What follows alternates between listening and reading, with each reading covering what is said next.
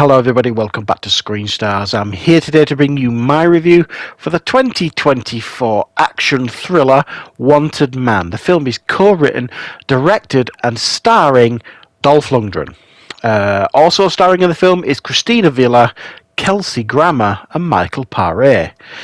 Now the film focuses on Dolph Lundgren's character, who is a police officer, I think it's LA, and he essentially is caught on camera abusing a Mexican suspect. Not only physically abusing, but verbally abusing him as well. He's caught on like a body cam, and it's all over the news. There's protests going on, and he's just not a very popular police officer at all. So the department has got a lot of work to do to try and, build relationships back with the community, especially the Mexican community.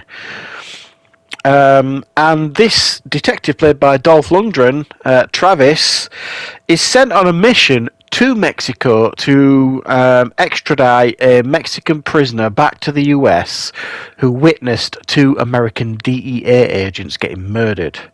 He gets over to Mexico, and lo and behold, essentially, it's a setup.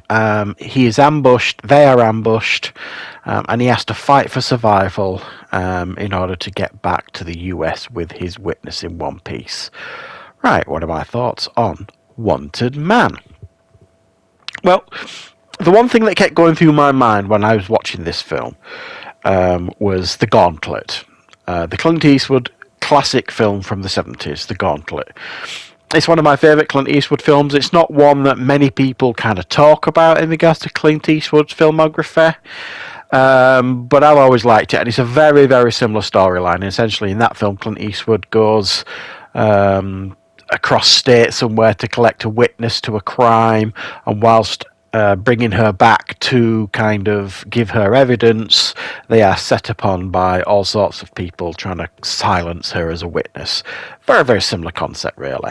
Also, the cops at the plane are quite similar as well. The Clint Eastwood cop in The Gauntlet, he was down on his luck, he was a bit of an alcoholic, he's burnt out, basically. And he was seen as expendable. Very, very similar here to Dolph Lundgren's character.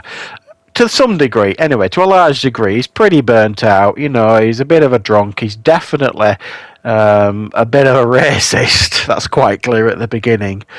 And even though there are some of his friends try and convince him not to go to Mexico, sort of thing, once he gets there, basically, he's been set up really for the fall.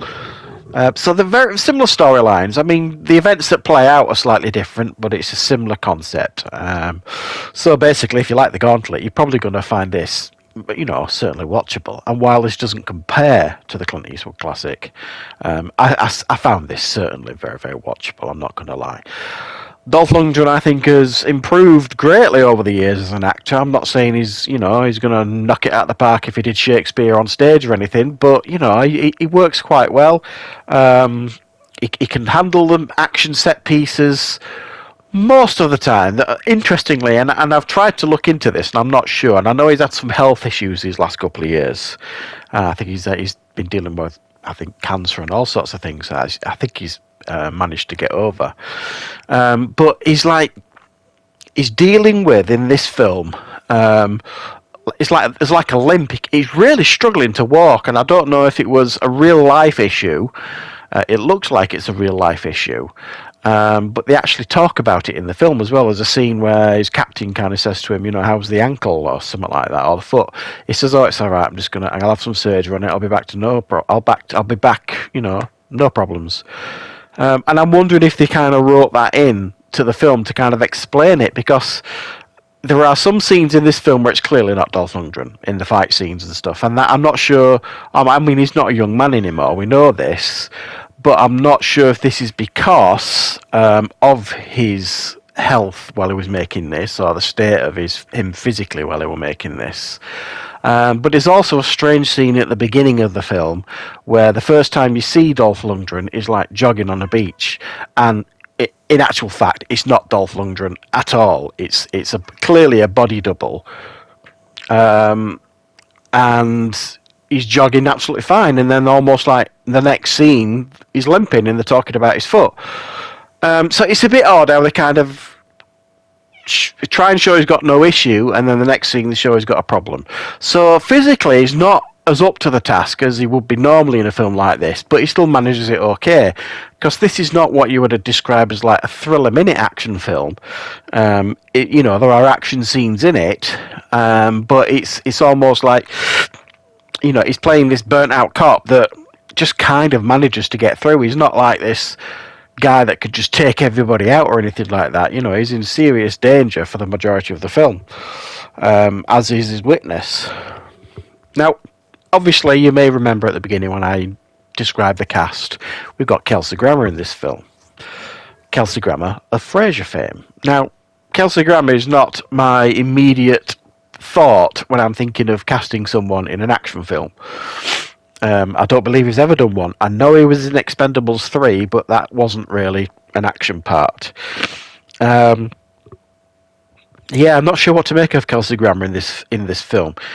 He's not a bad performance, but it's also it doesn't fit the film either.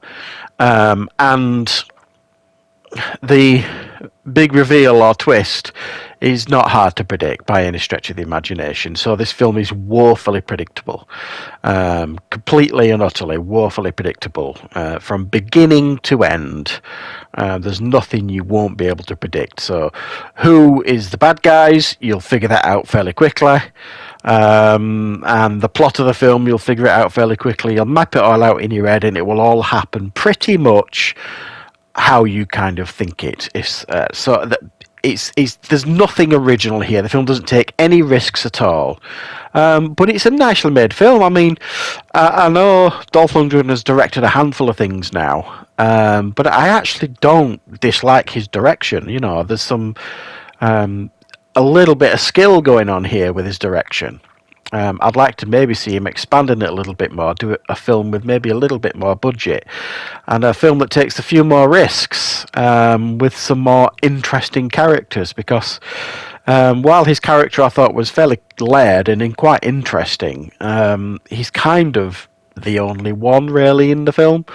Even his witness, who he's supposed to kind of have this chemistry with and this relationship build up with her, you don't really buy it, you know, this spark between them. And then his so-called friends back in the US sort of thing, and Kelsey Grammer, for example, who I believe he was his partner for years or something like that, you just don't buy him as a cop, Kelsey Grammer. So there's a lot of chemistry missing. There's some of the characters don't fit the film, and the writing is not what you would describe as top-notch stuff. But underneath all that is a pretty watchable action thriller with a fairly standard storyline that you've seen before. You've seen done better, but it certainly, isn't a complete waste of your time if you decide to watch this, especially if you are a fan of Dolph Lundgren, because I think he does a decent job in front of and behind the camera here. So thanks for watching, guys. I hope you enjoyed checking out this review. I will, of course, be back with plenty more reviews and content on the channel very, very soon.